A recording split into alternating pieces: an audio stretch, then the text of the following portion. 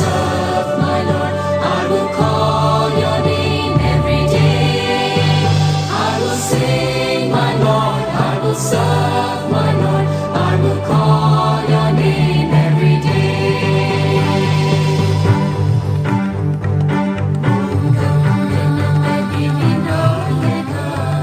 Buddha, Jesus, Allah, Allah, Guru Nanak, Mahavira, Om Shri Bhagavan Sai Nata.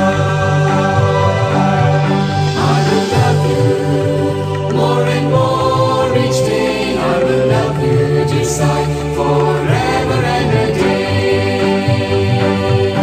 In my heart, my Lord, I will build, my Lord, Shanti just for you.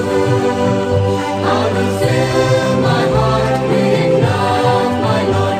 If I love all, you know my love is true. If I love all, you know my love is true. Om Gam Ganapati Vinayaka, Buddha, Jesus, Allah, Allah, Guru Nanak, Mahavira, Om Shri Bhagavan Sai Nata. Om Shri Bhagavan Sai Nata. Om Shri Bhagavan, Om Shri Bhagavan, Om Shri Bhagavan, Om Shri Bhagavan, Om Shri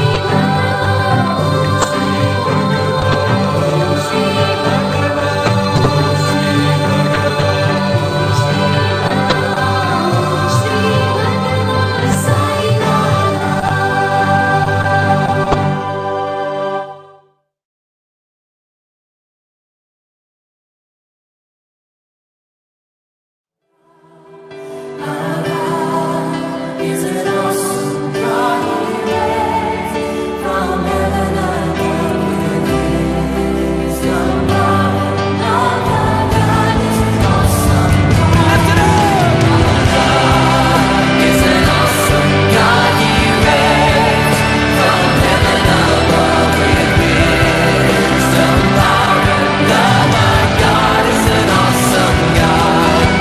Our God is an awesome God. He reigns from heaven above with wisdom, power, love. Our God is an awesome God.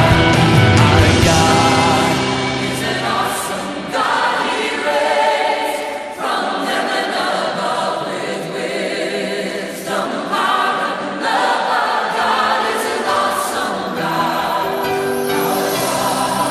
Is an awesome God. He reigns from heaven above with wisdom, power, love. Our God is an awesome God.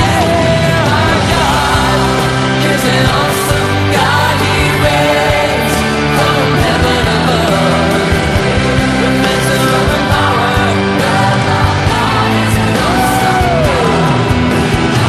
Our God is an awesome God. He reigns from heaven above with wisdom, power, love. Our God is an awesome God. Our God is an awesome God. He reigns from heaven above with wisdom and power, love. Our God is an awesome God. Our God is an awesome God. He reigns from heaven above with wisdom, power, love. Our God is an awesome God. Our God is an awesome God. Our God is an awesome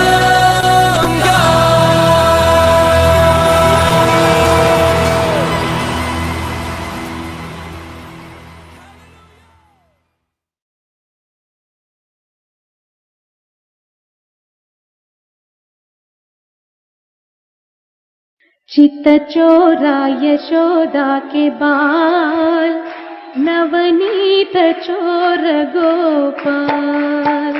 चित चोरा यशोदा के बाल, नवनीत चोर गोपाल।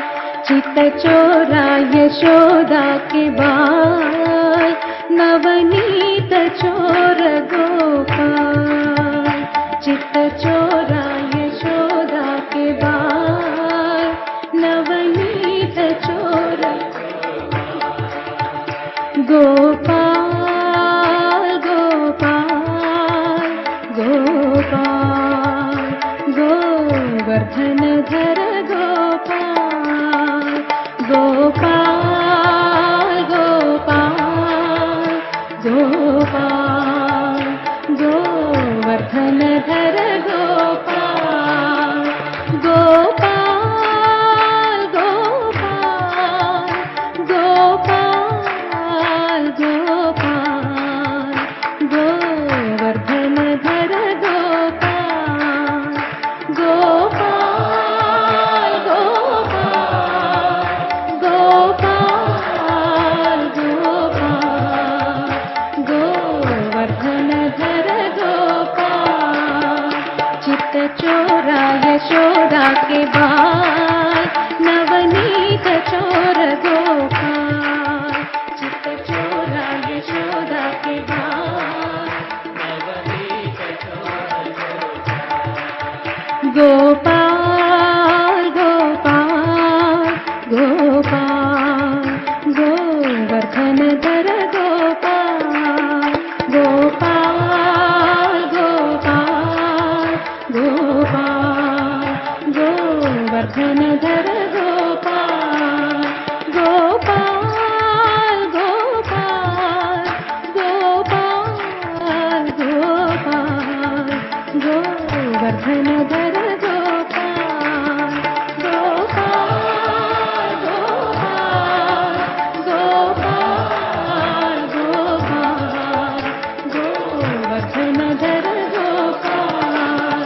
चित्त चोरा यशोदा के बाल, नवनीत चोर गोपाल। चित्त चोरा यशोदा के बाल।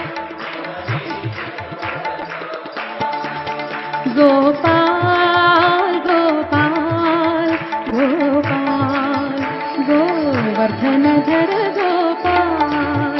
गोपाल गोपाल गोपाल, गोवर्धनधर गोपाल। गोपाल गोपाल गोपाल गोपाल, गोवर्धनधर गोपाल। गोपाल गोपाल गोपाल गोपाल, गोवर्धनधर गोपाल। चित्त चोरा यशोदा के बाल, नवनीत चोर गोपाल।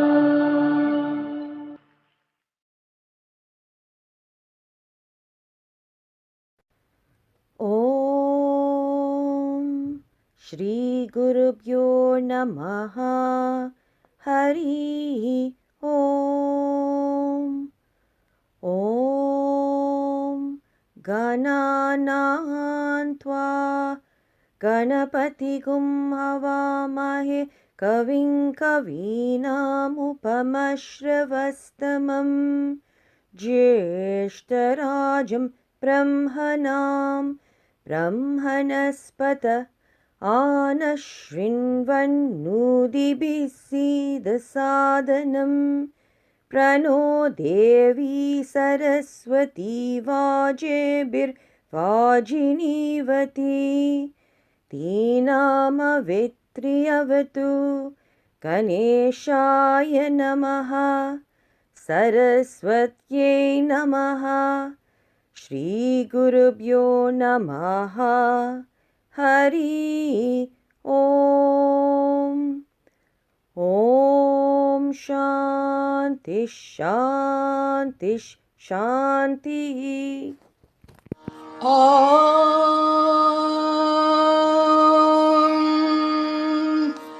अत्रिनात्वाखिमे हन्मि, कण्वेन जमदग्निना। विश्वावसोर्ब्रह्मणा हतः, त्रिमीनागं राजा अप्येषागस्तपतिर्हतः अथो माताथो पिता अथो ओस्तुरा अथो क्षुद्राः अथो कृष्णा अथो श्वेताः अथो आशातिका हताः श्वेताभिः सह सर्वे हताः आहरावद्य श्रुतस्य हविषो यता तत्सत्यं यदमुह्यमस्य जम्भयोः आदधामि तथा हि तथा कण्ठन्मसि ॐ शान्ति शान्ति शान्तिः। ॐ जातवेदसे सुनवामसौ मम रातीयतो निदहातिवेदः स नः पर्षदति दुर्गानि विश्वानावेव सिन्धुन् दुरितात्यग्निः तामग्निवर्णान् तपसा ज्वलन्तीं वीरोचनीं कर्मफलेषु जुष्टां दुर्गां देवीगं शरणमहं प्रपद्ये सुतरसितरसे नमः। अग्ने त्वं पारयानव्यो अस्मान् स्वस्तिभिरति दुर्गानि विश्वाः पूश्च पृथ्वी बहुलान ऊर्वी भव तोकायतनयाय शयोः विश्वानि नो दुर्गः जातवेतः सिन्धुन् ननावादुरितातिपर्षि अग्ने अत्रिवन्मनसा गृणानोः स्माकं भोत्यविता तनूनां पृतनाजितगं सहमानमुग्रमग्निगं उवेम परमार् सधस्तात् स नः पर्षदति दुर्गानि विश्वाक्षामद्देवो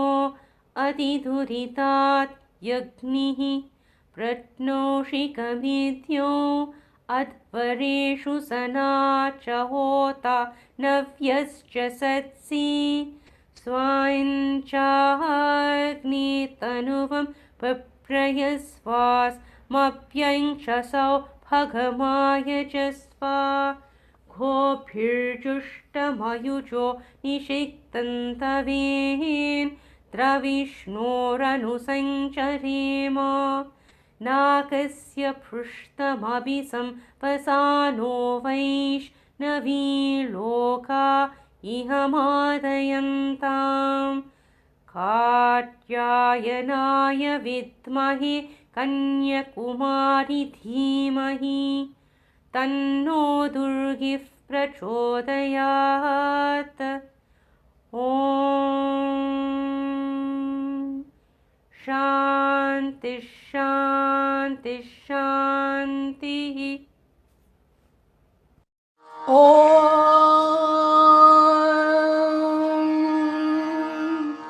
पुरुषस्य विद्मसहस्राक्षस्य महादेवस्य धीमहि तन्नो रुद्रः प्रचोदयात्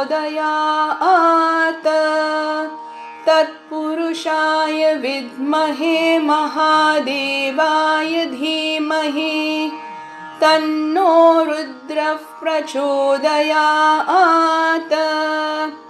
तत्पुरुषाय विद्महे वक्रतुण्डाय धीमहि तन्नो दन्दिः प्रचोदयात् तत्पुरुषाय विद्महे चक्रतुण्डाय धीमहि तन्नो नन्दिः प्रचोदयात् तत्पुरुषाय विद्महे महासेनाय धीमहि तन्नः षण्मुखः प्रचोदयात् तत्पुरुषाय विद्महे सुवर्णपक्षाय धीमहि तन्नो गरुडः प्रचोदयात् वेदात्मनाय विद्महे हिरण्यगर्भाय धीमहि तन्नो ब्रह्मः प्रचोदयात् नारायणाय विद्महे वासुदेवाय धीमहि तन्नो विष्णुः प्रचोदयात् वज्रनकाय विद्महे तीक्ष्णडग्गुष्ट्राय धीमहि तन्नो नारसिंहः प्रचोदयात् भास्कराय विद्महे महद्युतिकराय धीमहि तन्नो आदित्यः प्रचोदयात् वैश्वानराय विद्महे लालीलाय धीमहि तन्नो अग्निः प्रचोदयात् कात्यायनाय विद्महे कन्याकुमारी धीमहि तन्नो दुर्गिः प्रचोदयात् ॐ साईश्वराय विद्महे सत्यदेवाय धीमहि तन्नः सर्वः प्रचोदयात् ॐ शान्ति शान्ति शान्तिः ॐ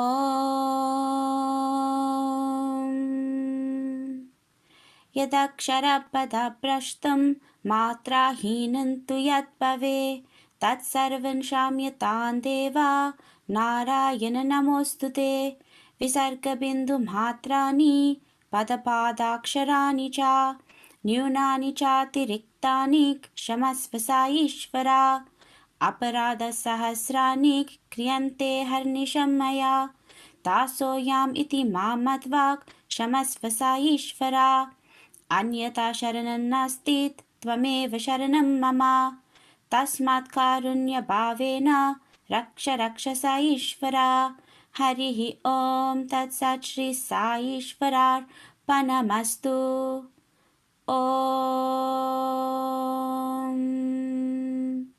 शान्ति शान्ति शान्तिः स्वस्तिः प्रजाभ्यः परिपालयन्तां न्यायेन मार्गेण महीं महिषाः गोब्राह्मणेभ्यः शुभमस्तु नित्यं समस्तलोकाः सुखिनो भवन्तु समस्तलोकाः सुखिनो भवन्तु समस्तलोकाः सुखिनो भवन्तु ॐ शान्ति शान्ति शान्तिः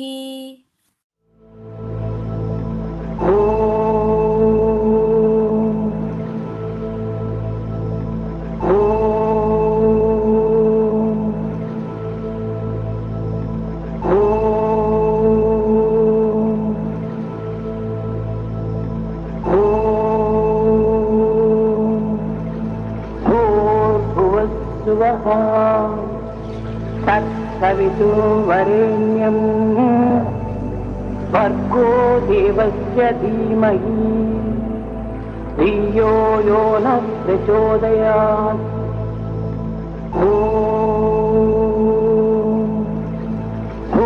भूर्भुवस्सुवः तत्सवितुर्वरेण्यं भर्गो देवस्य धीमहि धियो यो नः प्रचोदयात्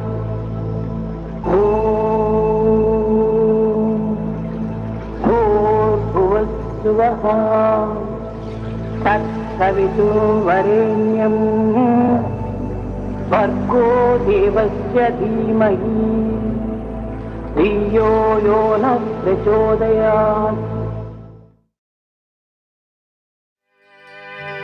पशुपतितनया बालगजानन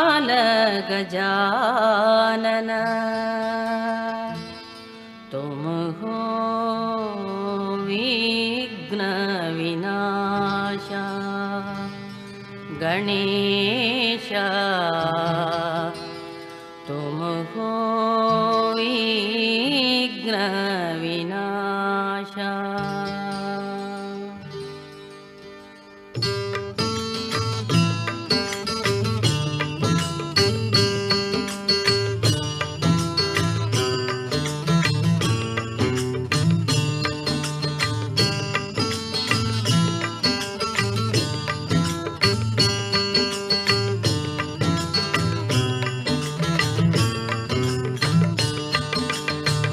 पशुपतितनया बालगजानन पशुपतितनया बालगजानन पशुपतितनया बालगजानन पशुपतितनया बालगजानन तुमको विघ्न विनाश गणेश तुमको विघ्न विनाश गणेश तुमको विघ्न विनाश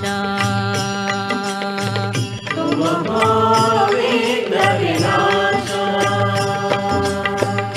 हे शिवनन्दन पाहि गजानन हे शिवनन्दन पाहि गजानन हे शिवनन्दन पाहि गजानन हे शिवनन्दन पाहि गजानन विद्या बुद्धि प्रदाता विद्या बुद्धि प्रदाता विद्या बुद्धि प्रदाता विद्या बुद्धि प्रदाता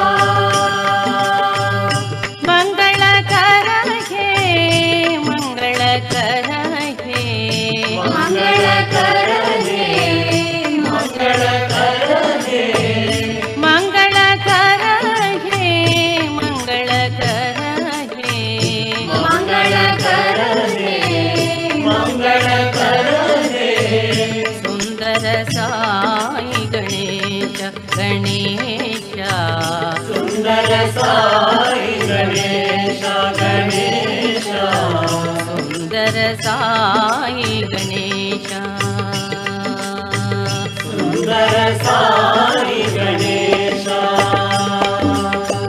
पशुपतितनया बालगजानन पशुपतितनया बालगजानन तुमको विघ्न विनाश गणेश तुमको विघ्न विनाश गणेश तुमको विघ्न विनाश तुमको विघ्न विनाश। हे शिवनन्दन पाहि गजानन हे शिवनन्दन पाहि गजानन पाहि गजानन पाहि गजानन हे शिवनन्दन पाहि गजानन हे शिवनन्दन पाहि गजानन विद्या बुद्धि प्रदाता विद्या बुद्धि प्रदाता विद्या बुद्धि प्रदाता विद्या बुद्धि प्रदाता मंगलकर हे मंगलकर हे मंगलकर हे मंगलकर हे मंगलकर हे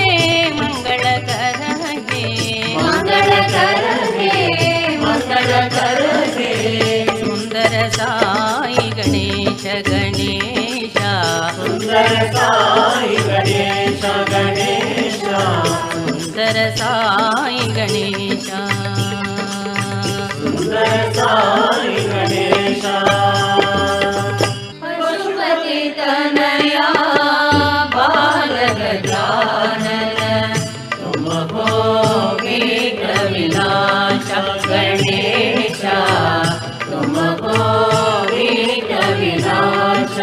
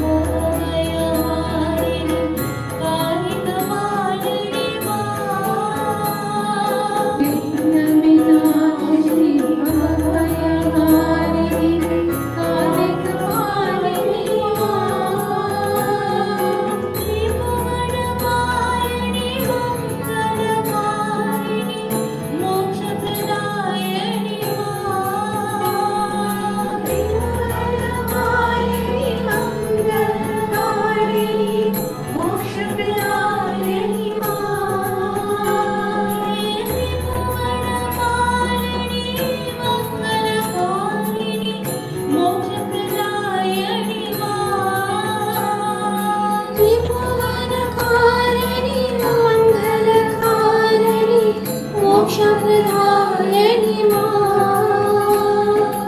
आनन्ददायिनि हृदयविहारिणि भक्तिनिवासिनि आनन्ददायिनि हृदयविहारिणि भक्तिनिवासिनि आनन्ददायिनि हृदयविहारिणि भक्तिनिवासिनि आनन्ददायिनि हृदयविहारिणि भक्तिनिवासिनि सत्यस्वरूपिणि Sai प्रेमस्वरूपिणि सत्यस्वरूपिणि Sai प्रेमस्वरूपिणि आनन्ददायिनि हृदयविहारिणि भक्तिनिवासिनि आनन्ददायिनि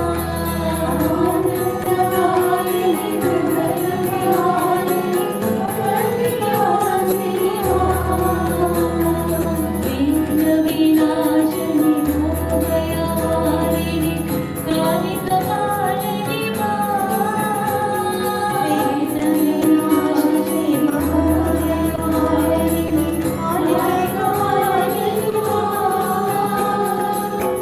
कालिकपालिनि त्रिभुवनपालिनि मङ्गलकामिनि मोक्षप्रदायिनि त्रिभुवनपालिनि मङ्गलकारिणि मोक्षप्रदायिनि आनन्ददायिनि हृदयविहारिणि भक्तिनिवासिनि आनन्ददायिनि हृदयविहारिणि भक्तिनिवासिनि आनन्ददायिनि हृदयविहारिणि भक्तिनिवासिनि परमानन्ददायिनि हृदयविहारिणि भक्तिनिवासिनि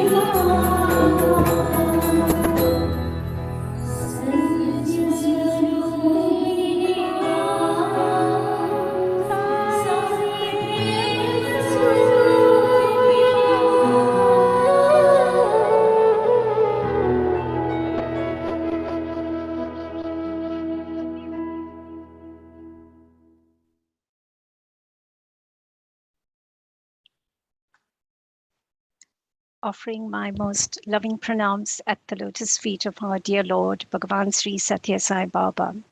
I extend humble greetings and loving Sairams to all.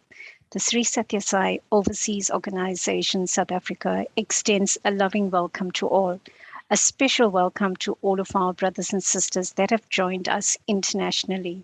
To our honored guest, Sister Geeta Mohanram, National Council President, Brother Suresh Nandalal, respected elders, sisters and brothers, a loving welcome to you all. Ladies' Day, an annual global celebration of the Sri Satya Sai Organization, was inaugurated by Swami on the 19th of November 1995 to recognize and honor women's role in creation. Sisters and brothers, the theme for the program today is Women, the Light of the Family and Society. In the Divine Discourse on the 19th of November 1995, Swami said, amongst human beings, it is a privilege to be born a woman. Swami described women as exemplars of selfless love and peace, qualities desperately needed in our challenging world today. Swami encouraged women to take up the reins of leadership and bring peace and prosperity by leading ideal and dharmic lives, thus being the instruments of positive change in the world. We are the feminine energy in creation. We are all divine mothers of love. If we want to change the world, let it start in our homes and let that love expand to all of creation. Our speaker today, Sister Geeta Mohanram, is no stranger to devotees in South Africa. Sister has mesmerized devotees across the world with her personal experiences with our Lord. Sister Geeta comes from a family of devotees that have been in Swami service for more than 6 decades. Sister's grand uncle, Sheshagari Rao, was Swami's personal assistant for more than 20 years. He has also been the first priest at Prashanthi Nilayam since 1950, when Prashanthi Nilayam was built. Sister Geeta's dad, Dr. Padmanamban, a renowned dental surgeon, was very dear to Swami and served him in various organization roles at Whitefield and at Bangalore. Many of you might recognize Dad as the person who walked behind Swami during darshans at Whitefield.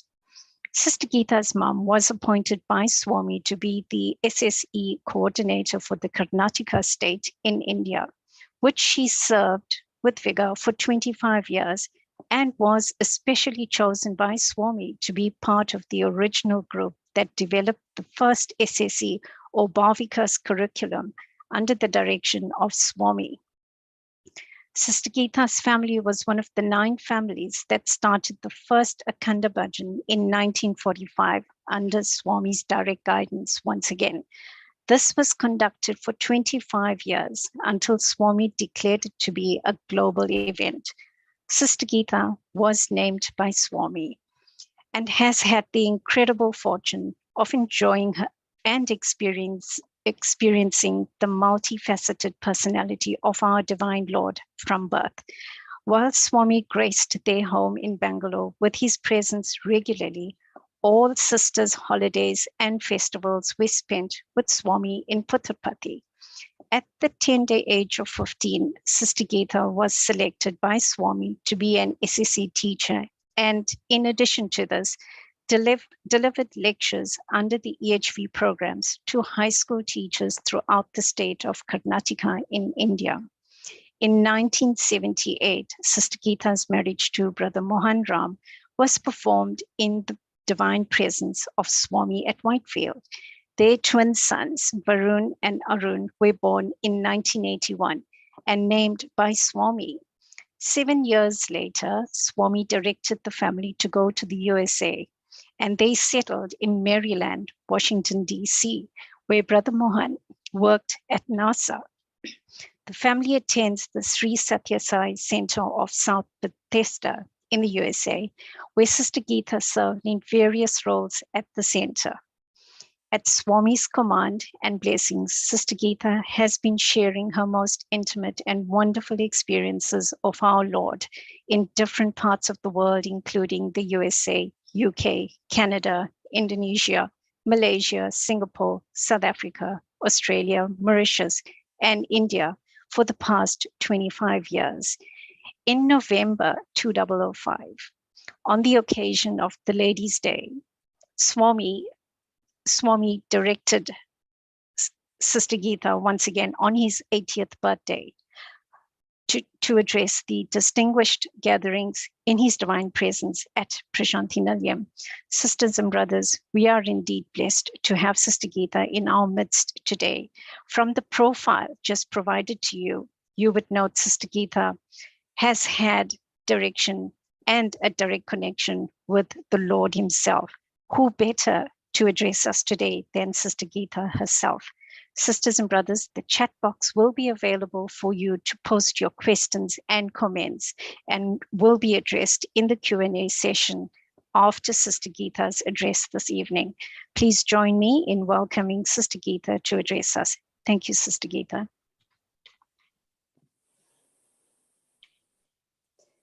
Sai Ram to all of my brothers and sisters in South Africa, offering my humble pranams at the lotus feet of our beloved Swami. I would like to offer this prayer. Mukam karoti vachalam panghum langhayate girim. Yat krupa tamaham vande paramananda madhavam. Sai Ram to all of you. Sai Ram to Brother Suresh Menon. Sai Ram to Brother Suresh of South Africa. Sister Priscilla and all of you wonderful devotees who have given me the opportunity today to celebrate with all of you a very special day that Swami declared many years ago, as Sister Priscilla just said in her welcome and introduction. A very nice day that Swami made all of us remember the beauty of womanhood. All of us, whether we are mothers or not, all of us have mothers. Even the birds and animals, everybody has mothers. And all of us who have enjoyed the love of our own mother know what a special thing it is to be a woman, to be a role model to the future generations in this world. So thank you again for inviting me to share your evening with me, and Sai Ram to all of you who are watching today. You know, for me, I was very fortunate. All of us have a mother. Many of us have sometimes someone who has also played like a second mother to our children or to ourselves. So I was very, very fortunate to have my own mother, Kamala, and of course, my most wonderful and beloved mother in Swami. I was very fortunate as Sister Priscilla. Thank you, Sister Priscilla, for the long introduction. I was very fortunate, you know, to have been born into a family that came to Swami in 1943, 44, 43. My grand uncle Sheshagiri Rao came, and my own father in 44, even before he was married. And then my mother got married in 45 to him. So ever since then, even before I entered this planet, my family was already deeply rooted in their love for Swami, their devotion to Swami. And I was very fortunate to have been born there. My brother, who was older than me, was there. And both of us, my brother and I, really enjoyed the very divine, but also in a funny way, a worldly love of Swami. He was no different from any one of our mothers. I remember very clearly once sitting in Prashanthi Nilayam many, many years ago, when when it would rain, and many of you may not even have seen the Prashanthi Nilayam of those days. You're all much younger than me. But when it rained, we all used to sleep inside the mandir where the bhajans happen now, where the altar is. Many of you have visited Prashanthi Nilayam, you know the Prashanthi Nilayam mandir. And in those days, there were only 8 rooms in South Prashanthi, and there were a whole number of eucalyptus trees there. There are some even now. We used to sleep under the trees because the rooms were very small. We used to be a whole group of our Bangalore Gumpu, as Swami called the Bangalore group, that used to go for all of the festivals. We were the volunteers, we were the singers, we were the people who cooked for the Narayana Seva. There were not that many devotees in my days of childhood. And we all used to sleep under the eucalyptus tree. For those of you who have been to Prashanthi Nilayam, you know there is a tulasi plant there where the women enter the mandir now. There was no wall at that time, it was just sand, and we used to sleep there. But if it rained, sometimes, which it did during Navaratri especially, we would all go inside and we would sleep there. So I remember very clearly one occasion when I was quite young, probably 10 or 11 years, 12 years old. And we didn't particularly like sleeping inside the mandir hall because we were all woken up at about 4 in the morning because the dhyanam, there was no Nagar Sankirtan at that time, but the Suprabhatam was there, and everybody would come in there for the morning Suprabhatam at 4:30 in the morning. And obviously we couldn't be sleeping there, so they would make us get up at about 3:30 in the morning and get out of the hall so that everything, all the bedding was removed and it was ready for the morning Suprabhatam. And I remember once that my cousin and I, we just sat up quickly, rolled up the bed sheet or something that we were sleeping on, rolled it up, put it to the side, and just sat up because we had been sleeping there till the last minute and already some devotees had entered for the Suprabhatam. And as the 21 Omkars and as the Suprabhatam began over there, we were both sitting next to each other, my cousin a little bit older than me, and we watched many of the ladies, the older ladies then, as in, of course, when you're 15, if somebody who is 25 years old looks much older. Now, to me, everybody looks very young. But at that time, these ladies would be sitting next to us and the Omkaram would start. And of course, there was the silent meditation as well, the Jyoti meditation. And we would see many of these older ladies nodding off and falling asleep. And my cousin and I would watch this so-called meditation happening, everybody dozing off, and we both started to giggle. And this was quite a regular feature. We would sometimes specifically sit there to watch this fun scene of the ladies falling asleep. And one particular time I remember that we were both sort of giggling, and the lady who was kind of dozing off next to my cousin kind of woke up with a start and looked at us and "Stop making a noise when I'm doing dhyanam," she said, "when I'm meditating." And we burst out laughing because she was not meditating. She was falling asleep. We could hear her snore even. So we just laughed. And I remember even to this day that the curtain above the altar, many of you, next time if you go to Prasanthi Nilayam, look up above the altar where there is the Sri Rama now, the Sri Rama and, the small little murti, the Vigraham or statue of Sri Rama above the altar. That is the passageway between Swami's room and another room. And in those days, of course, Swami was in that Prasanthi Nilayam room. And I remember both of us laughing, and me especially laughing a little loudly. And I cannot forget the curtain just moving and Swami just looking down straight at my cousin and I and glaring at both of us. And we both knew exactly why he had looked down at us. And it was dark. There was only the small light of the Jyoti, and we could see Swami's silhouette, his hair, and glaring down at us. And that was not the end of the story. Later that evening, when we would go upstairs to Swami's dining room, Swami refused to give both of us Pada Namaskar that day. And he said, "You are laughing so loudly when you're supposed to be doing Omkaram and meditation. And not only are you not doing what you're supposed to do, but you're looking at somebody else and criticizing her ability to do. What do you know about that lady's devotion?" So I had this mother. I had two mothers, one at home who would be constantly telling me how my behavior should improve. And then there was this all-pervading mother who followed me everywhere, though I could not see him, and knew exactly what I was up to. So I cannot speak today on Ladies' Day without really giving my obeisance to these two mothers who have shaped me a great deal. My own mother had been a wonderful example for me. So all of the men who are on this call, I am sure you can all think of your mothers. And when you think of your own mothers, you will think of some wonderful thing that she has done for you at some time in your life. In the same way, my mother was a wonderful role model for me. She was very caring and she was very nurturing, but at the same time, she was very spiritually focused, very seva oriented, and a woman with great self-confidence. So one of the things that Swami used to say when he used to talk to us ladies, he didn't have Ladies' Day in those days, but after Akhanda Bhajan, many times he would gather all the children together. And he would say to us that whenever you want to do anything, if you question yourself, will this make my mother frown? Or will this make my mother happy? That's all you need. You may not see God everywhere.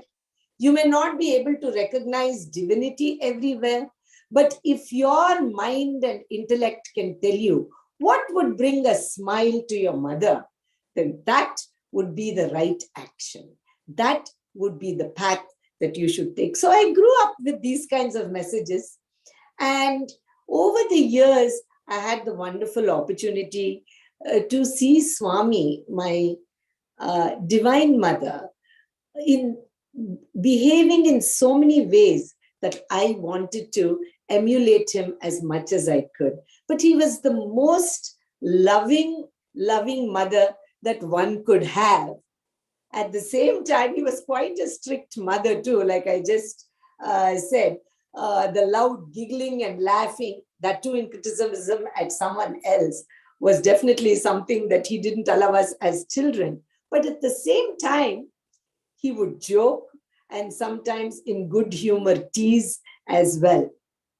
I think I'll share this particular incident of a little bit. When I got a little older, Swami decided that it was time for me to get married.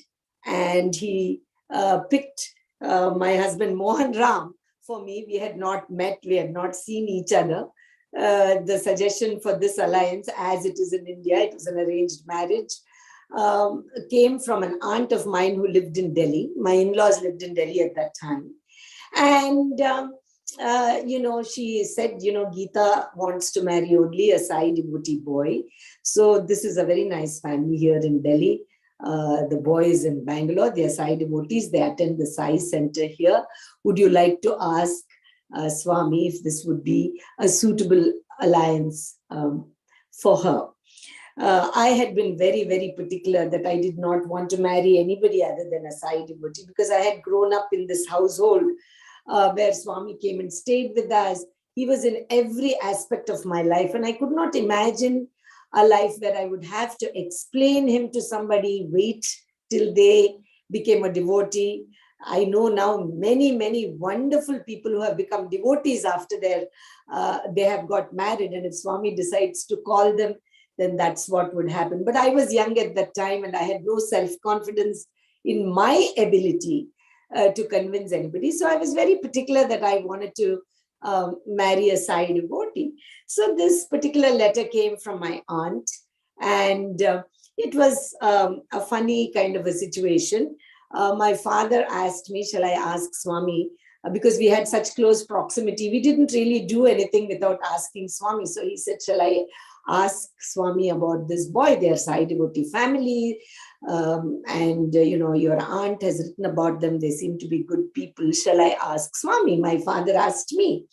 And my father was a man of few words. He would all the time be with Swami. Many of you would have seen him in many videos of Vrindavan. He would always be with Swami. But when he came out, much to my mother's complaint, she would say, what did Swami say? And my father would say the usual things, and which would irritate her no end, because she wanted to know what exactly Swami had been saying when my father was inside. But anyway, so I told my father that, if you ask Swami and Swami tells you something, you are not good at coming back and conveying this message to me. So, why should Swami tell you to tell me? Swami should tell me if I am supposed to marry this boy.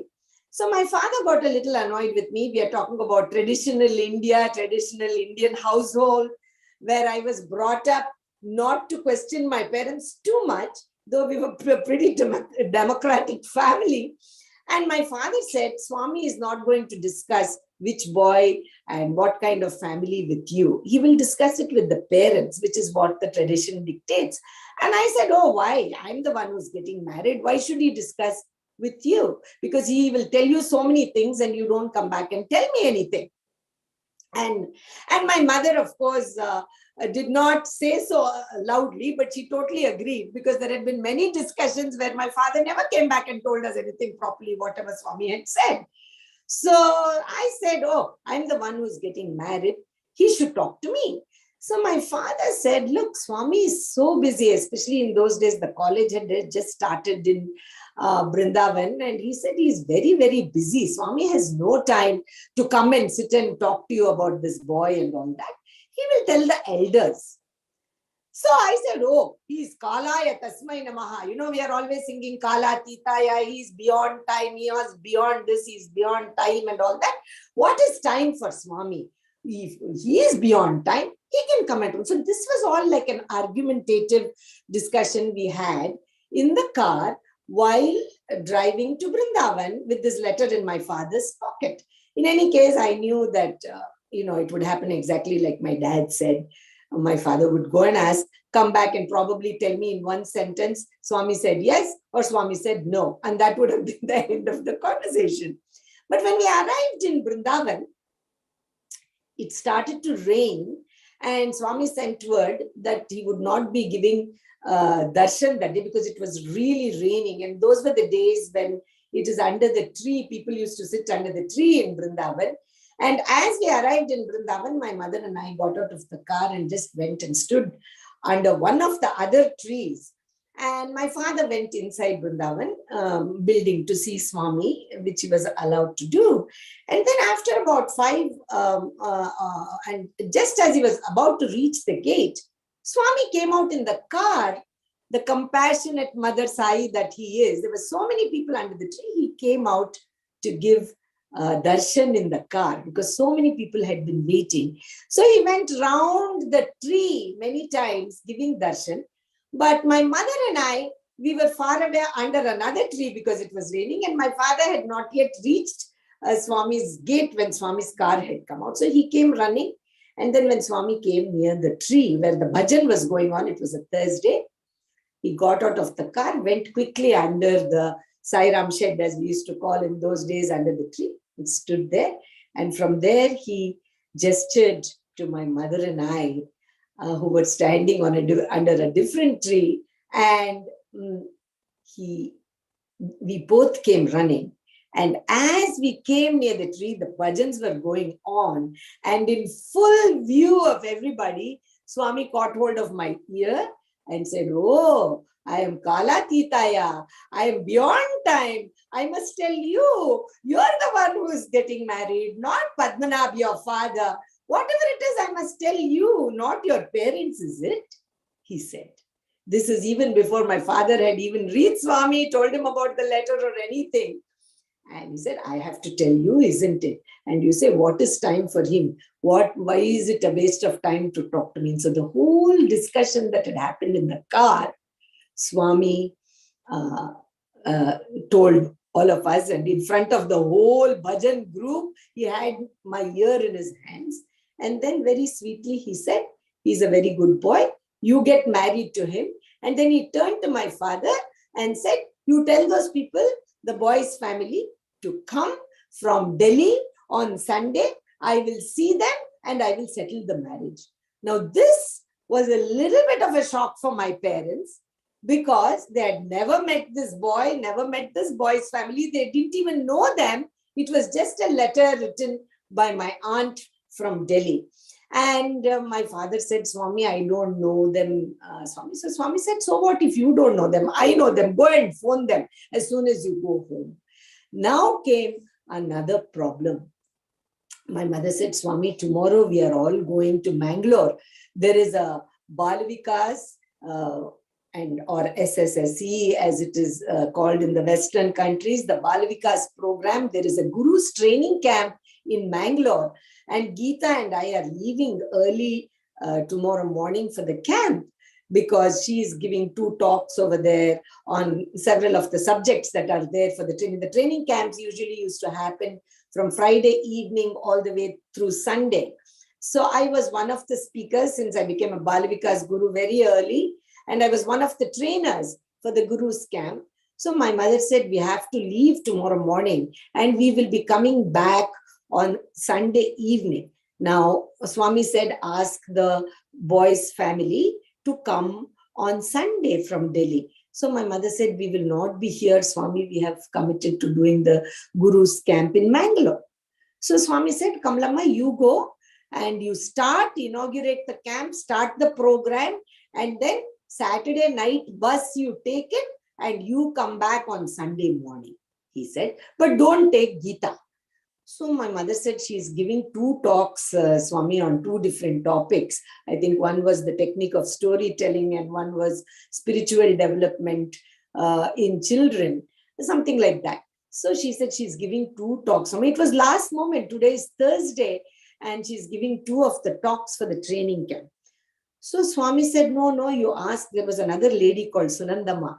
He said, you ask her to give the talks, you don't take her. And then all of this is going on in full view of everybody. And he says, my goodness, if she comes with you tomorrow in the bus, in those days we had to go by bus to Mangalore.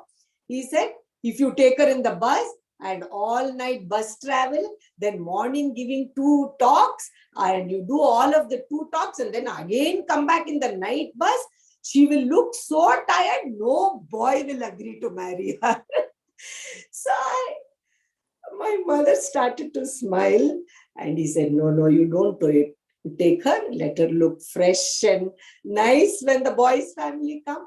You leave her, you ask Sunandamma to speak those 2 topics. So my mother went, the boys' family came, and Sunday morning, we didn't know who. Swami said, tell them to come to Brindavan Gate. So we arrived in Brindavan Gate. They arrived from the airport, and having told them, the Seva Dal people allowed them. Now, the funny thing was, my in-laws' family, they had never had interviews with Swami, but they were Sai devotees. There was a Sai center in my father-in-law's house there. And my husband had seen Swami just a few months before, first time in Puttaparthi during Dasara. So they came. It is surprising for me. It is not a big surprise. I was born and brought up in the Sai fold. It was not very difficult for me to accept Swami's word. But it is more amazing that they were willing to just come from Delhi. When somebody called Dr. Padmanabhan, called them from Bangalore and said, please come. Swami is saying he's going to settle my daughter's marriage with your son. They were so taken aback. They said, we have to ask our son. So they called their son and asked him that some man called Dr. Padmanabhan has called from Brindavan. He is saying that Swami will settle your marriage with this girl in Brindavan. Are you willing to meet this? The Swami is asking us to meet, I believe, in Brindavan. Are you willing?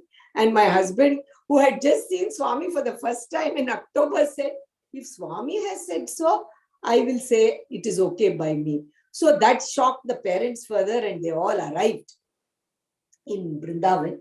And Swami very sweetly, he introduced both the families to each other and asked all the elders, are you willing for this marriage? This is a child that I have brought up myself. Are you willing? And he did all the introduction. But the reason I'm telling you this long story, and you may be all wondering, what has this got to do with Ladies' Day? But these are some of the things that I learned from Swami. After doing all of this, which may look very strange to the present youngsters. Oh, Swami just called some 2 strange families, just fixed marriage between 2 unknown people. But it wasn't so dictatorial, because he is the all-knowing mother. He called me to the side and took me for a little walk in Vrindavan where all the rose bushes were. And he asked me, Geeta, did you see the boy? So I was just very quiet. How can I say yes? If I say yes, he'll say, what? You're looking at all the boys, is it? If I say no, then he'll say, you're telling me an untruth. You have seen the boy, but you're saying no. So silence is the best policy. I kept quiet. And then he said, do you want to agree to this marriage? And I said, Swami, whatever you say, I will do that. Whatever you say, I will do that. This was my mantra to Swami. So he said, no, you tell me. Then I said, no, Swami, whatever you say, I will do that. So Swami said, shall I tell you a secret? You can only see the outside world, the outside person, but I can see the inner person because I reside in everybody's heart. I can see the inner person, and I can tell you that he's a very good and God-loving person. He will bring you nearer and dearer to me. He will bring you. And I was a little taken aback by that because I thought I was very near and dear to Swami from my birth. After all, he had named me, he had done my Akshara Abhyas, everything.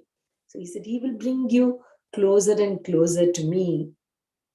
But you have to say yes or no now, he said, because once you agree, then there is no going back because that is a commitment. I still said the same mantra. I said, whatever you say, Swami, I will do that. I will do that. And he's saying, I know the secret. I have Every heart, I know the secret of every heart, he said. I said, whatever you say. Then he said, this is the sweetness of the worldly mother combined with the divine mother who says, I reside in every heart. I know every heart. I know every thought, he says on one hand. And then he says, if you don't want to get married to this boy, you tell me now. You don't have to be worried about what the elders may think of you, defying and saying no. I will go and say, I changed my mind. I don't want to go through with this. Nobody will question you. But if you don't want, you have to tell me now. Because once you commit, it is a commitment for life. I said, no, Swami, I will do whatever. Then he said, come, let us go back. So to this day, it is a very nice joke that my husband enjoys. He says, see, you were the troublesome preacher. He had to ask you. He never asked me. He told me, this is a good girl. And I said, yes, but he had to go through that hole. But then that is a mother, is it not? That is the caring, loving mother who, even when everybody says that is a good boy, he is a good boy, Swami said, he was making sure that I knew that he was a good boy. He knows that he's a good boy, and at the same time giving me the ability to say no, that too, without being blamed. So this is the beautiful Sai that was there in my life. I thought today, rather than talk about all the wonderful qualities that Swami always describes that a woman has, if we just think about Swami and his wonderful qualities, these are all the qualities that a woman has within herself. This caring and loving and thoughtfulness that a woman has within herself. And if it has not yet blossomed, then it is time for every woman to think about it, introspect, and maybe bring about those qualities, bring it outside of themselves, so that you then become a real woman worthy of respect. Now, the other question sometimes that people ask me is that, oh, Swami expects women to just be subservient, just look after the family, just raise children, not realize her own potential. Women are equally intelligent, equally smart, equally capable. How is it that women, Swami never says that, Swami always expects, rather I should say, to take a traditional role. And luckily for me, I've had the good fortune sometimes to ask Swami that, and he has given beautiful answers. And I saw Swami encourage exactly all of these things in my own mother. In my own mother, Swami said, when I got married, again, I'm coming back for some reason to my marriage today. After the wedding was over, my wedding was in Vrindavan, Swami performed my marriage in Vrindavan. And after having been a total mother, I had worn a particular sari that morning. I like very simple saris. I had worn a sari, and traditionally in Karnataka, we wear a white or an off-white sari with some kind of a border to it as a tradition. I was wearing that, and Swami came to see me before the bride is taken into the marriage hall. He came to see me to keep a promise. Again, you see, these are the qualities of a mother. I'm sure all of you, men or women, if ever your mother has said to you, oh, next time when you come, I will make this dish that you like. You may have forgotten it, but your mother will not forget. She will say, I had told you, I'll make this. So I could not make it this time. When I make it, I will bring it for you. I know that I say this many times to my sons and my grandchildren also. In the same way, Swami wanted to keep a promise he had made me as a child. So before going into the marriage hall, before the bride is taken into the marriage hall, we all have a custom where we worship Mother Gauri, Mother Parvati, to be like her, to share everything with Lord Shiva, to become half of him. so that everything that he does, you also participate in it. So that is the symbolic worship of the Gauri Puja that we do. I was doing this puja, we were getting ready to start, all my aunts inside Swami's building. Swami had told us to do it in his dining room. It was very early in the morning, it was 6 o'clock, it was still dark, and everything was very quiet. And all the ladies, this is usually the ladies get together to do this particular prayer. And my aunt was getting ready, putting everything ready. And suddenly Swami had come into the dining room and we didn't realize, he was so quiet. It was still about 6 in the morning. And jokingly he said, when Shiva Shakti has come herself here, you are all putting your back to her, he said. And we all turned around and there was Swami standing near the door. And he came inside and immediately my aunt, Sundarama, who was a very ardent devotee of Swami, immediately changed the plate, the haldi kumkum, the kumkum and all those prayer paraphernalia that we have for any kind of ritualistic worship. She turned it and made Swami sit on a chair that was nearby and said, Swami, sit down. And she said, we were about to do a Ashtotram, the 108 names, Swami, please sit down. She will do it to you. So I had the good fortune, while these ladies chanted Swami's 108 names, I worshipped Swami's feet. And when it was over, Swami stood up. We had garlanded him. I had garlanded him. He cut the garland. And he said, turn around. I want to put the flowers in your hair. He cut his own garland, which he just did it as though his hands were scissors. I don't know how he did it without a single extra flower falling. And everybody was a little, you're all decorated. You're already wearing flowers in your hair. And he said, you may have forgotten, Bangaru, when you were a little kid, you used to always have short hair. And when I used to put flowers in your cousin's hair after Pada Puja during Navaratri, you always used to stand there and I used to say, I can't put any flowers in your hair because you have short hair.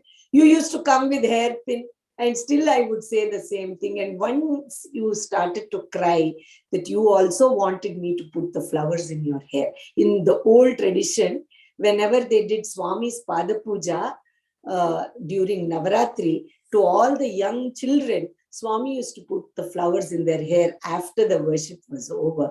And he could not put it in my hair because I always had short hair. So he said, do you remember I told you that in your wedding, I will put the flowers in your hair, don't worry. And this was almost a 20-year-old story or an 18-year-old story. And Swami remembered and he cut his garland and he put it in my hair. And he said, now you go. So this motherly love, along with that, after the wedding, he called me aside and he said, see, Geeta, I have told everybody that you are like my child. But when you go there, puttinillu, mettinillu, the home that you are born in and the home that you will enter, to both these homes, you must bring a good name. You must bring a good name by the way you behave. Why? Because otherwise, everybody will say, and it is in the intonation of the voice, what a girl Swami gave our family.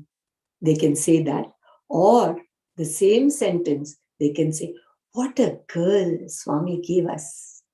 What a girl Swami gave us. They can either say, what a girl Swami gave us, or what a girl Swami gave us. In that intonation of the voice lies the journey of a woman. How you behave in the society, how you behave with the person that you have married, how you behave in the way you present yourself to others, everything is in that intonation. So it is not that you should not realize your potential, but you must always realize that that intonation is directed, unfortunately, towards women in every society. In every society, women are held at a higher reference point, at a higher moral point, if one can say that. Why is that? I asked Swami many years later at one of our wedding anniversaries when I was there.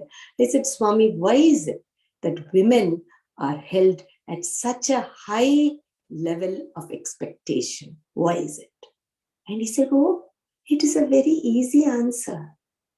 Because women are the ones who will bring forth into the world new life. And if the world has to be a better place, if the world has to be filled with good people, if the world has to be filled with good children, then the women are held with higher expectation. Because everything that a mother teaches from her birth, from the child's birth till the age of 8 or 10, they absorb it. They see the mother. They do what the mother does. So women are the ones who are the very mother of this humanity, and therefore they are held at a high standard. Now, what about this potential that we talk about? I must tell you, and with this, I think I have a few more minutes to finish my talk. I have to remember my own worldly mother. She was just 15 and a half years old when she got married.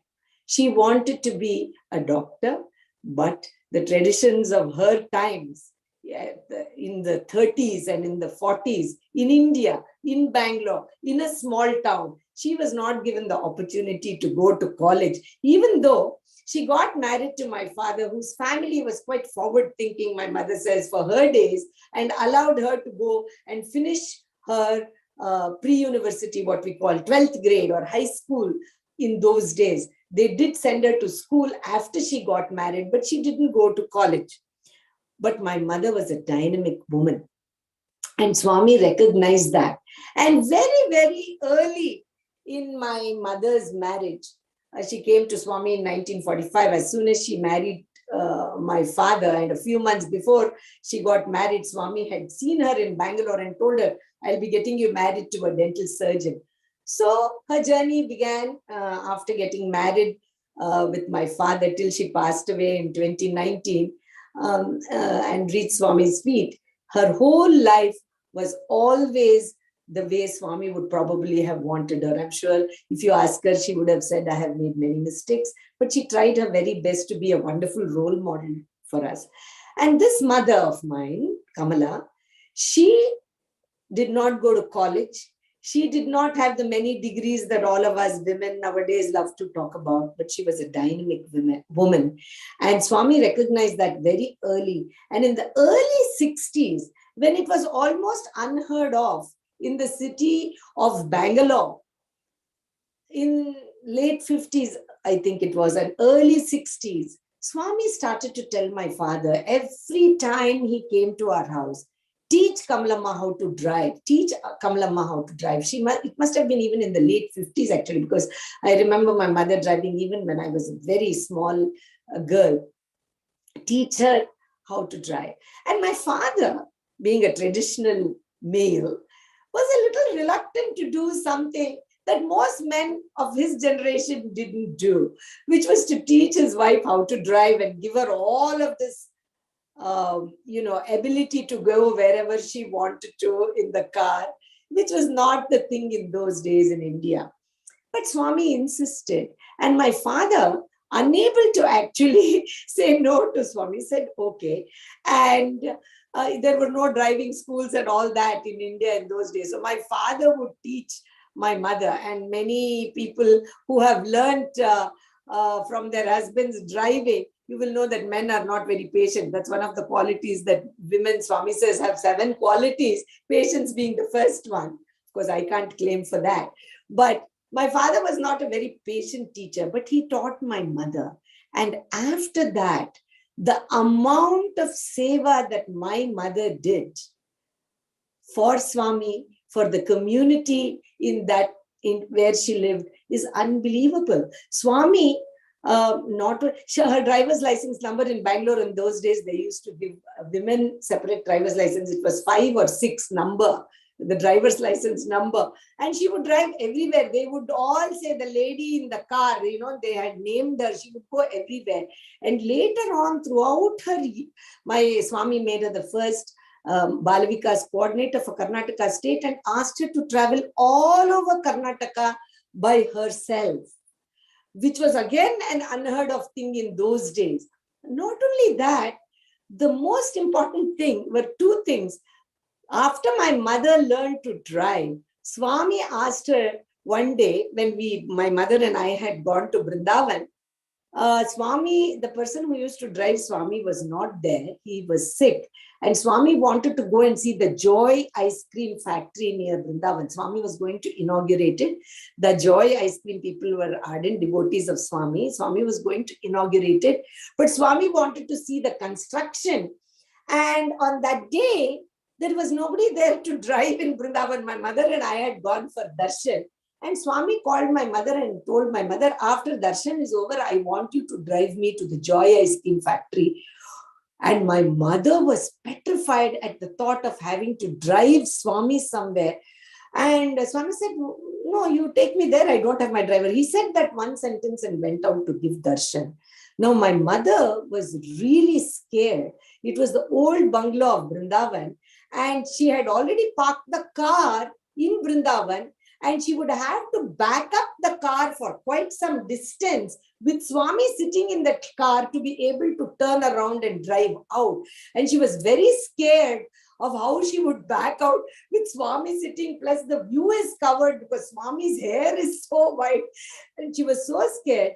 And then Swami came and sat in the back seat and said, come, Kamalama, take me to Joy Ice Cream Factory. I was in the front seat. And my mother, just looking in the rear view mirror, had to back up. And Swami kept saying, nothing will happen. You back up. Nothing will happen. You back up. She backed up and drove Swami to the Joy Ice Cream Factory and back. She said that was really the climax of her driving years in the 60s when Swami trusted himself to her driving. And the second thing that she said, that Swami really encouraged her as a woman to develop all her skills when he told her, when they had asked her to become the chairman of the censor board in Bangalore. So the police, it came under the police at that time. And they came and requested my mother because she was very well known. She had also been the chairman of the social welfare board in Bangalore. So they came and asked her if she would serve as the chairman for the censor board in Bangalore. And she was very scared to agree because it meant seeing a movie, 3 movies almost every week to see if any scenes had to be censored. And that too, movies which had uncensored scenes in them. She was not sure whether Swami would agree or not. So my mother and I went to Vrindavan and we were waiting and Swami came and said, what did you want to come suddenly on a weekday? And my mother said, Swami, they have asked me to chair the censor board. And Swami said, Chahiye, do it. So my mother, we all forget that he is Sarvantaryami, omnipresent, omnipotent, omniscient. She said, Swami, I will have to see almost movies every day, which is released, which is not censored, Swami. I will have to see movies. We never went to movies much in our family. And Swami said, yes, you see the movies. If good people like you see it and remove all the scenes that are ruining the children, isn't that a good thing, Kamalama? With your maturity, you can see what is good and what is bad, and you can. So my mother served as the chairman of the censor board after Swami gave her the permission for 10 years in the state of Karnataka. So Swami gives us the responsibilities based on our maturity. But I cannot stop my conversation without saying that the biggest responsibility that he has given every woman is not only to love and respect her own mother, but when you are a mother, to be that mother that brings and raises children who become good people in this world. So that is one of the greatest responsibilities that Swami has given, which is why he said, when we celebrate Ladies' Day, Let us think of our own wonderful mothers who have been role models to us, or other mothers who have been role models to us, and really emulate them. And of course, the most beautiful role model we all have is our own Sai Mother, filled with love, filled with caring, patience. How is Swami patient? Look at the number of mistakes we make every day, and yet he protects us and takes care of us. Sacrifice every single day, even when his human form became frail, he gave darshan so as not to disappoint, sacrificed his time and energy so that by seeing him, we could become more and more like him and better human beings. So Swami has been a wonderful role model to me. My own mother has been a wonderful role model to me. And before I end, I want to say, Swami says, the love of a mother is so beautiful. When I was pregnant, Swami actually came to my house for my baby shower. And because my mother and my father, when he said he was going to serve, we did not verbalize and say, Swami, please come to dinner. Swami said, I'm coming to your house to see Geeta Ma because she is expecting a baby. And actually, I was expecting two babies. I had multiple pregnancy. I have twin sons. And none of us thought of saying, Swami, please come for dinner. Swami said, I'm going to Devaraj's house and I'll come to your house for. And we said, yes. And when we came, Swami came with all the gifts to give me. And after doing that, the traditional baby shower, he said, I have to go now. Rama Brahmam is waiting. I said, no, Swami, you haven't had dinner. Why are you leaving without dinner? He said, oh, Padmanabh never asked me to stay for dinner. One more lesson to learn. Don't take your guests for granted. If you invite even your closest person, don't forget to mention when you're coming, please stay for dinner or please have a cup of tea. Be a good host. So we said, oh, I told Padmanabh I'll come, but Padmanabh didn't say that stay for dinner. We all cried. I cried, I sobbed, but Swami was insisting. He said, no, you didn't invite me. I don't go to homes that don't invite me to stay for dinner. And when I cried so much, he finally said, okay, I'll have dinner. Do you think I came to make you cry? He said, I am a mother. You know what a mother's love is? Let me quote Swami's words before I end.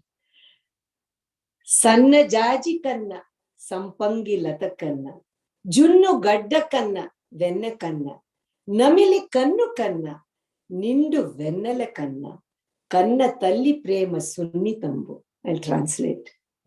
Sanna jaji kanna, sampangi lata kanna. The mother's love is more fragrant than the jasmine or the champak flowers. Junnu gadda kanna, venna kanna. It is softer than butter and cream. Namili kannu kanna, nindu vennala kanna. It is more beautiful than the eyes of the peacock. That too, the eyes that you see in the feathers of the peacock feathers. Nindu vennala kanna, more beautiful than the full moon, the beautiful light of the full moon. Kanna talli prema sunnitambu. The mother's love is more soft and is cooler than that of the fragrant jasmine and the champak flower. Softer than the butter and the cream. More beautiful than the moonlight. Such is the love of the mother. He quoted this to me and he said, see, that is the love of a mother. When you become a mother, you should develop this love not only for your children, for everybody's children. For everybody's children. You should develop this kind of a love, he said. So, wishing all my brothers and sisters in South Africa a very happy Ladies' Day. Think of your mothers or any other lady who has been a wonderful influence on you. Maybe it's your teacher, maybe it's your sister, maybe it's your grandmother. And whenever you want to do something, as Swami said, think, will this make her smile? And when you do that, you will always be on the dharmic and loving path. Sairam. Loving Sairam, dear sisters and brothers, I'm sure you are all mesmerized as I am with Sister Geeta's talk. Sister Geeta, thank you so much for sharing your most inspiring and special moments with us. Really, it's truly, truly amazing. And we can go on and on hearing those beautiful moments that you've had with Swami. Thank you so much for the time taken. And yes, a very happy International Ladies' Day to you as well. I'd like to now call on our young adults, Sister Nerina and Aranya, who will take us through the Q&A. Thank you. Sairam. Sairam. Sairam Aranya. Om Sairam, Auntie Geeta, and thank you so much for gracing us. I cannot hear you. Can you maybe raise the volume? There was no sound. Om Sairam, can you hear me now? No. Sister Aranya, you're coming through very, very softly. Sister Nerina, do you want to come in the interim? Sairam, Sister Geeta, thank you so much for such an inspiring talk. I think it has inspired many women, especially our young adults and the young women. The question that I have is, many young women struggle with social and professional pressures that they sometimes forget their dharmic qualities. So how would Swami advise that these women connect with Swami, and how would they follow their dharmic way of life? Yes, I mean, Swami is quite clear. Swami, even when I was in college or any one of my cousins were in college, he expected us to really do the very best that we could. So he does not ask us to reduce our ability and skills in any way, but it depends on the circumstance. Supposing you have children, then Swami does certainly, without any hesitation, say that your primary duty becomes that towards your children. Obviously, one uses one's own discrimination and common sense. If there is a need where you absolutely have to work to sustain your family, then you have to do it. But at least Swami clearly says, for the first few years, if at all possible, financially, then pay attention to the children that you have, because they are going to become the future citizens of this world.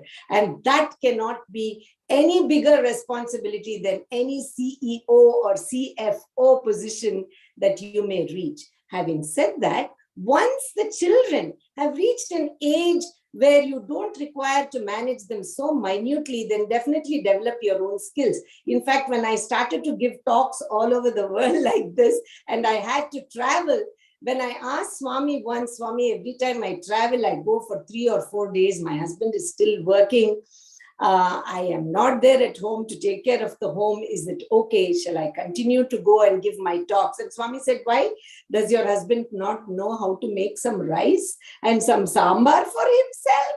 Definitely he can sustain himself while you go and give the message. So one has to choose the priorities of life. So that is what Swami expects us to do. And he says women are very well equipped intellectually to make the right decisions. After all, we worship Mother Gayatri to sharpen our intellect. The men are worshipping Mother Gayatri to sharpen their intellect. So women certainly have the intelligence to choose the right priorities. But it is important to have the right company, and also the inner company, the spiritual company, to know which is the right decision to make. I hope that answers. Not to reduce one's abilities and skills, but choose the right priorities at the right time in one's life. Sairam, Sister Geeta, yes, you indeed answered the question. I'm now going to hand over to Sister Aranya. Sister Aranya, are you audible? Om Sairam, can you hear me now? It's a little bit better, but I will sit forward a bit. I don't know why yours is coming very, very softly. Go ahead. Okay, thank you so much. Thank you so much, Auntie Geeta, for gracing us today with your presence. And your stories are always very loving, and we always feel like we are there with you. I know, even remembering some of your other experiences when you played snakes and ladders with Swami, we as children also feel like we were there with you, playing those games with the Lord. So thank you so much for sharing that with us. Another question that has come in now from one of the sisters, and they've asked, how do we draw kids, teenagers, and kids towards Swami in a into spirituality in a loving way? And what are the activities that we can draw the kids to do?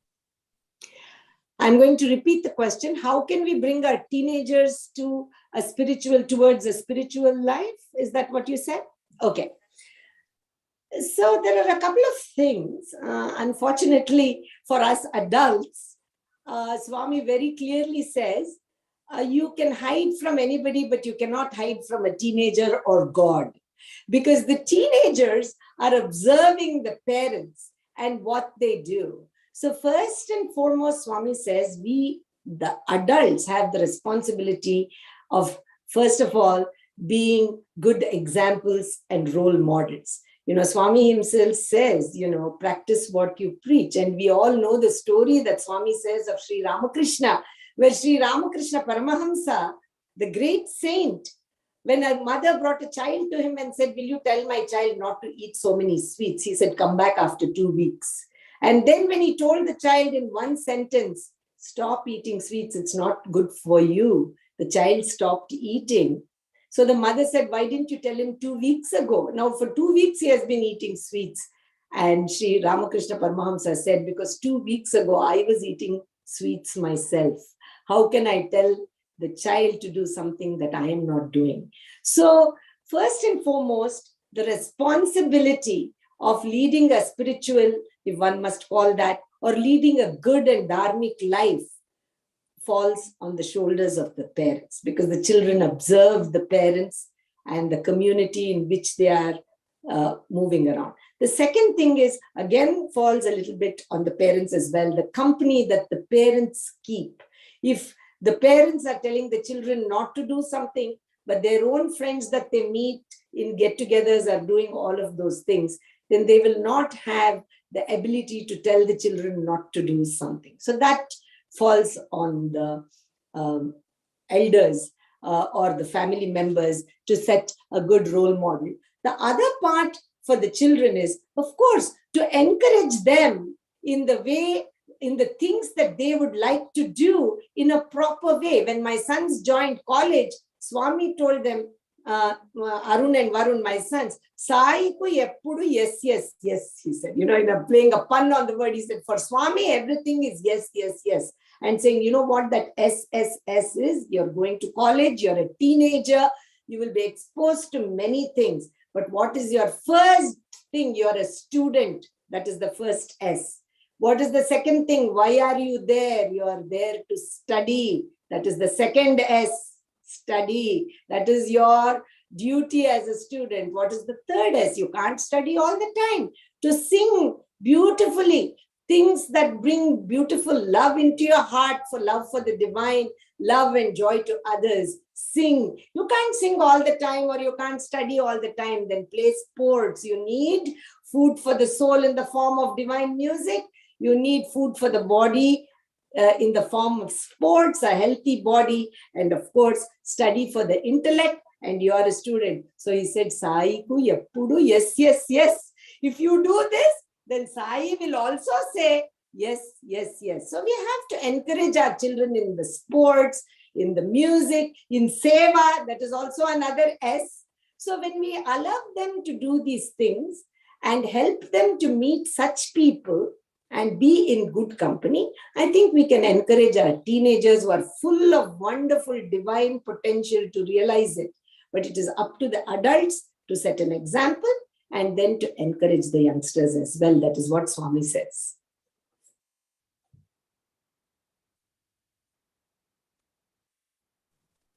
Thank you so much. Thank you so much, Auntie Geeta, for sharing that with us. I'll now hand you over to Sister Nari. Sairam, Sister Geeta. We have one question from Sister Poonam, and I'm just going to interpret her question. And she says, as a mother, what are some of the rituals or traditional pujas passed by Swami that one can practice? Well, rituals are tools. Swami clearly says the rituals are tools to focus our mind and our body in a disciplined way so that we can focus on God or Bhagwan, Swami, whatever. So these rituals, all of us have some ritual or the other, even if it is not in the prayer room. For me, for example, every morning my ritual is to get up and drink coffee. Unless I drink coffee, my day doesn't start. So we all, as human beings, I think we have all these habits.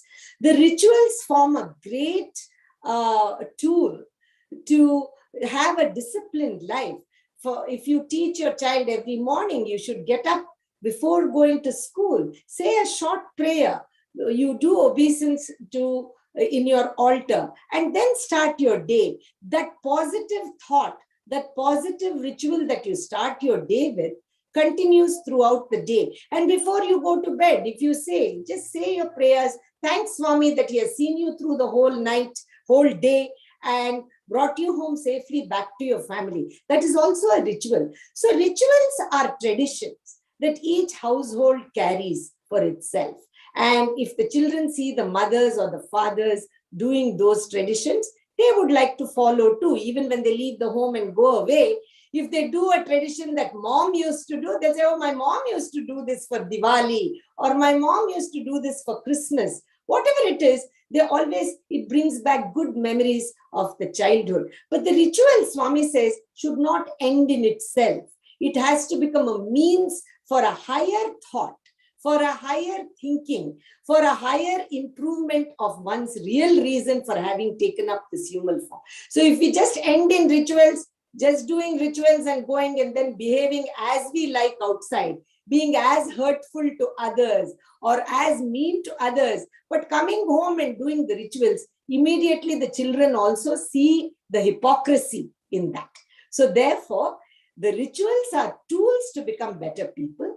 Whatever each family tradition is, one can do those rituals because it stays as good memories with children and they will continue to do it. But it is still a tool to reach a higher thought purpose having come in this human being. The ritual cannot just stop at ritual. If we keep, because I have flowers now in my altar, I do that every day. But Swami says, those flowers are only symbols of the real flowers that I want from you.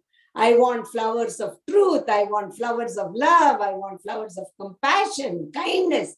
Those are the flowers I want. So whenever you offer flower, say, Swami, I am a very impatient person. Please accept this flower and give me the flower of patience. So you have to pray for a better thinking through the rituals. Sairam. Sairam, Sister Geeta, indeed such beautiful words shared, and we'll definitely remember those. We have come to the end of our questions. Sorry, I think we just have one. It's actually a comment. It's a comment from Prega Naidu that says, thank you so much for sharing the stories of the Lord. It has taken me closer to Swami. I remember as a teenager, I got my parents to buy me an iPod just so I could listen to your talks. Oh, thank you for the seva. Desire, I suppose. Thank you very much. Thank you. Okay, thank you so much, Sister Geeta, for sharing your experiences. We have come to the end of the Q&A session. I will now hand over to the ladies' wing. Sairam. Sairam.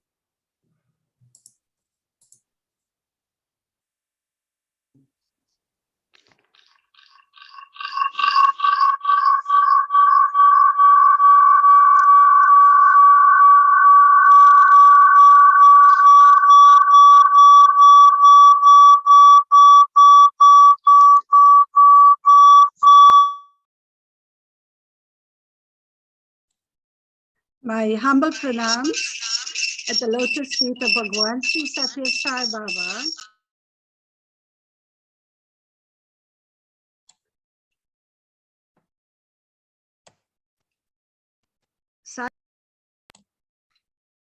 Sai Ram. My humble pranams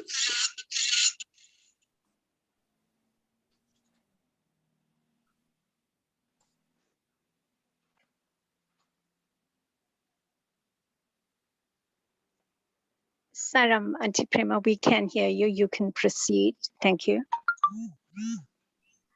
My pranams at the lotus feet of Bhagwan Sri Satya Sai Baba. Respected elders, loving brothers and sisters, Om Sri Sai Ram. Our gratitude to Swami for gracing our program tonight, and to our loving sister, Geeta Mohan Ram, for accepting our invitation.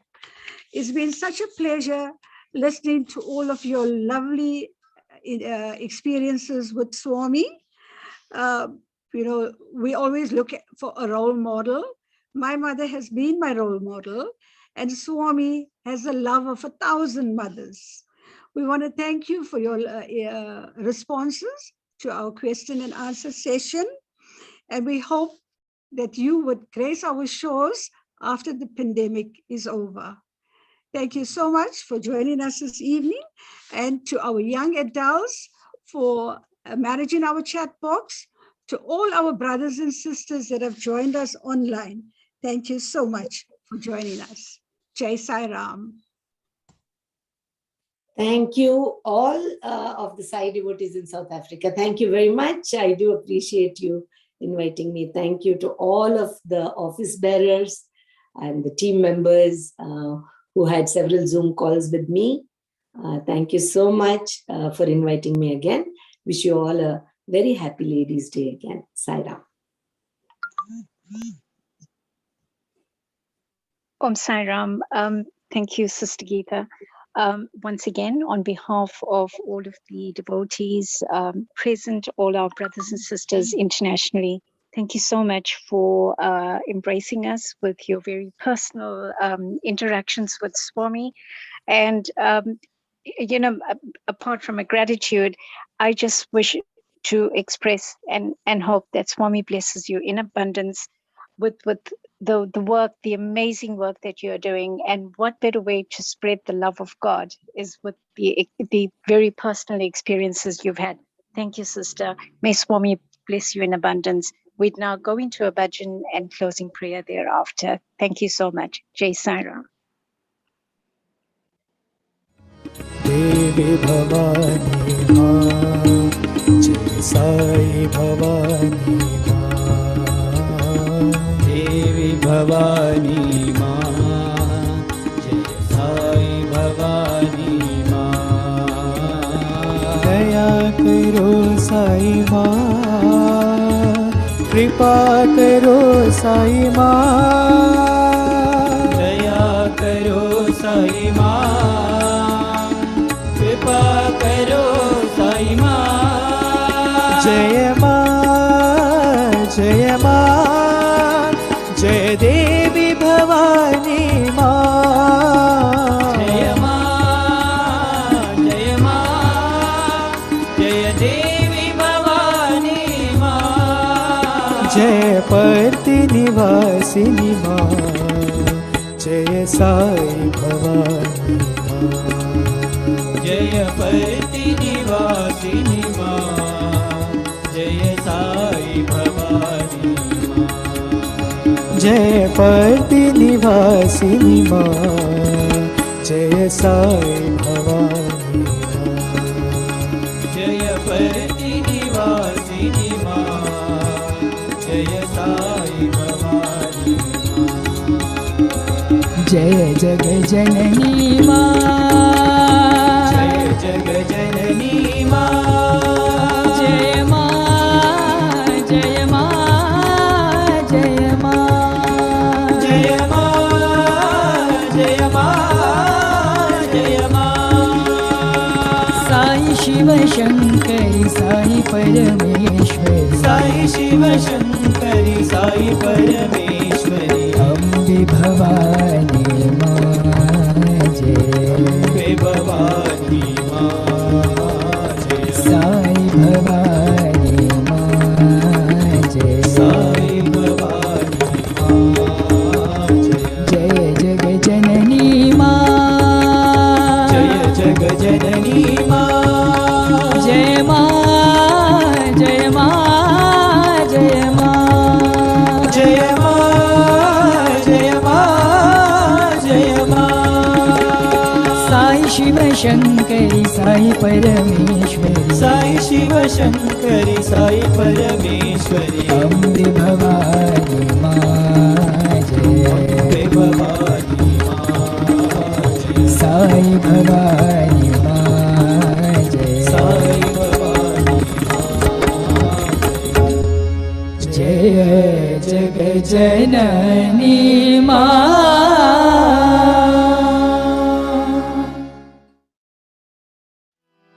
Mother, oh Mother Sai Ma, you mean the whole world to me, Sai Ma. Mother Sai Ma, you mean the whole world to me, Sai Ma. Mother, oh Mother Sai Ma, you are the light of my life, Sai Ma. Mother Sai Ma, you are the light of my life, Sai Ma. My Sai Ma, my Sai Ma,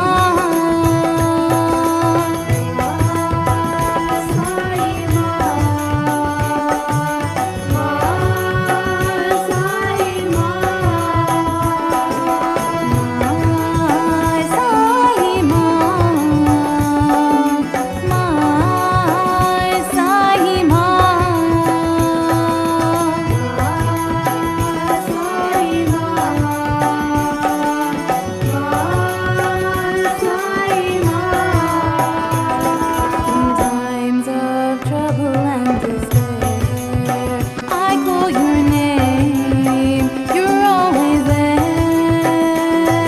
In times of trouble and despair, I call your name, you're always there. How can we thank you, our dear Sai Ma, for all your patience and love, Sai Ma? How can we thank you, our dear Sai Ma, for all your patience and love, Sai Ma? My Sai Ma, my Sai Ma,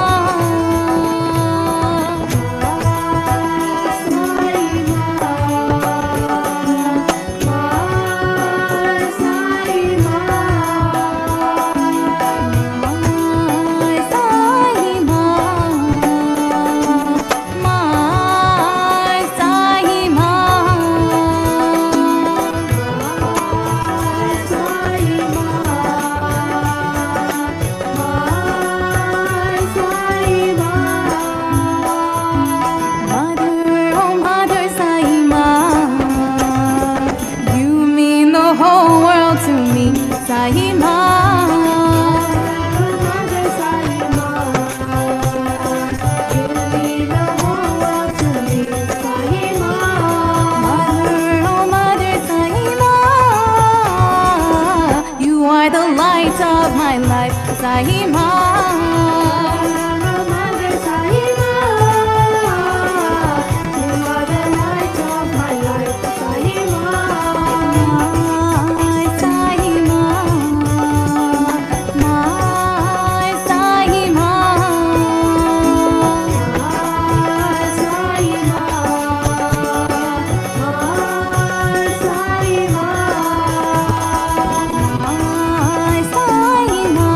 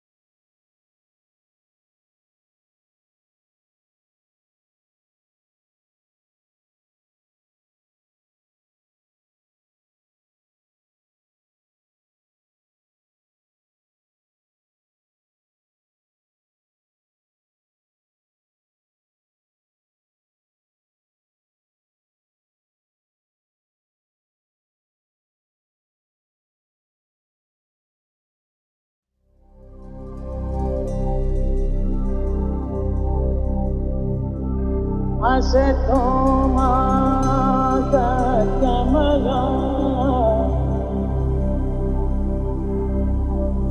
तमसो मा ज्योतिर्गमया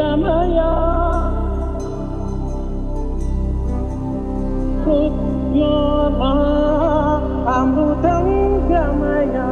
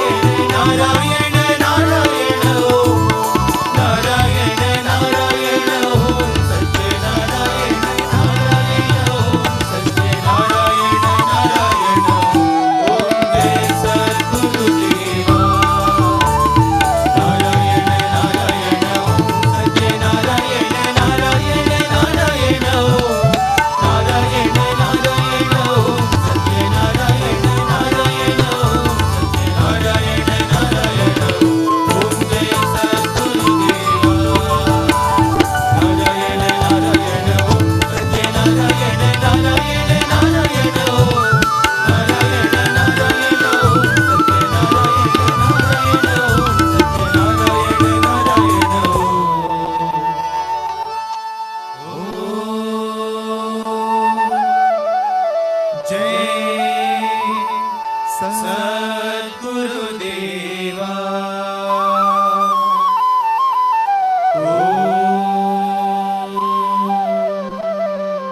शान्ति शान्ति शान्तिः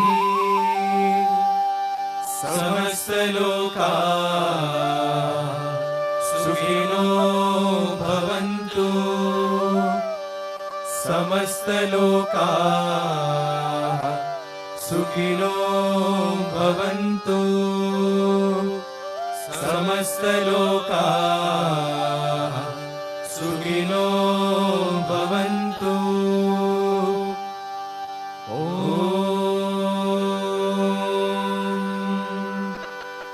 शान्ति शान्ति शान्तिः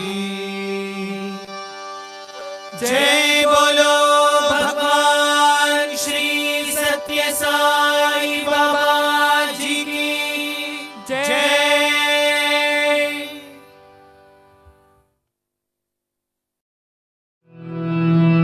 परमं पवित्रं वामविभूतिं परमं विचित्रं लीलाविभूतिं परमार्थमिष्टार्थं मोक्षप्रदानं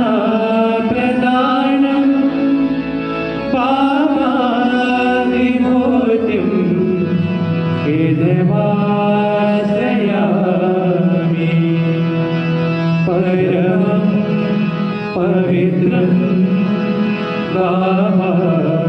विभूतिं परमं विचित्रं लीलाविभूतिं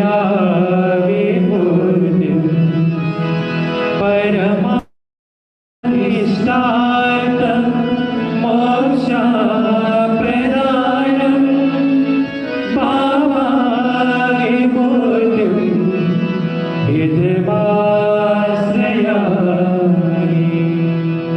परमं पवित्रं भावाविभूतिं परमं विचित्रं लीलाविभूतिं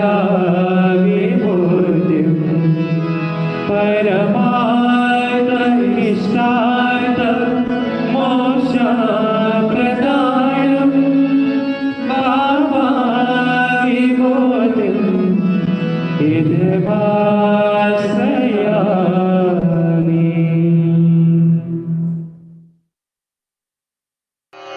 ॐ साईश्वराय विद्महे सत्यदेवाय धीमहि तन्नः सर्वप्रचोदयात्। ॐ